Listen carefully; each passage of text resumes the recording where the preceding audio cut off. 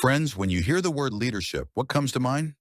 Maybe power, maybe authority, maybe someone standing tall at the front of the room giving commands. But let me tell you something. True leadership is not about standing above people. It's about standing with them. And that is where humble leadership comes in. Humble leadership is not weakness. It's not shyness. It's not shrinking back. It is strength under control. It is influence without arrogance. It is confidence without the need to boast. Humble leaders lead not with pride, but with purpose, not with ego, but with empathy. The myth of all-knowing leaders.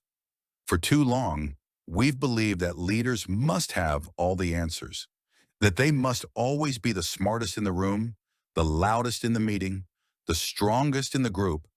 But humble leaders know the truth. They don't need to know everything. They just need to listen. The greatest leaders don't silence voices.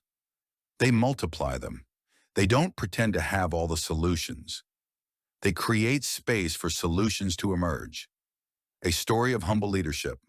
Let me share a story. There was once a CEO who took over a struggling company. Employees expected someone who would come in with an iron fist, someone to shout, demand, and control. Instead, on his very first day, he walked the floor. He sat down with workers in the cafeteria. He asked them questions. What's working? What's broken? What do you need? And then he listened. Not only did morale rise, but within 2 years, the company was thriving.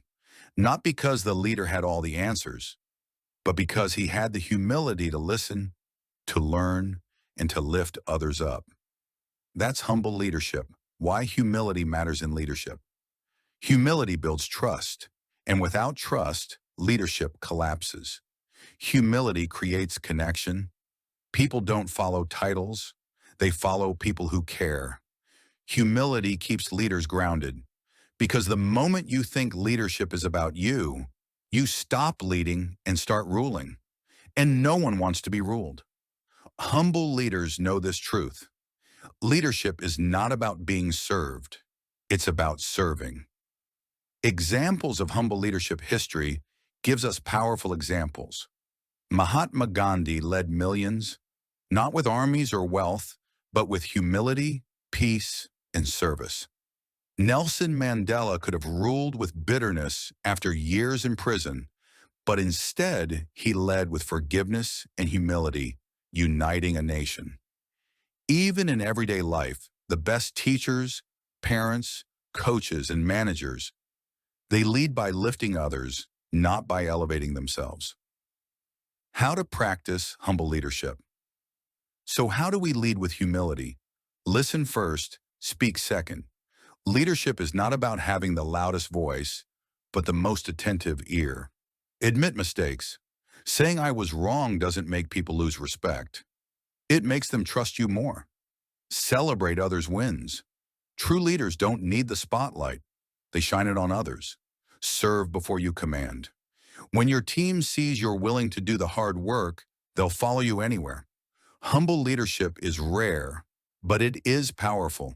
Because here's the truth. People don't remember leaders for their titles, wealth, or speeches. They remember how that leader made them feel. Did they feel valued, heard, empowered, loved? So if you want to lead in your home, your workplace, your community, lead with humility. Walk beside people, not above them. Speak less, listen more. Serve first, then lead, because the world doesn't need louder leaders. It needs humbler ones.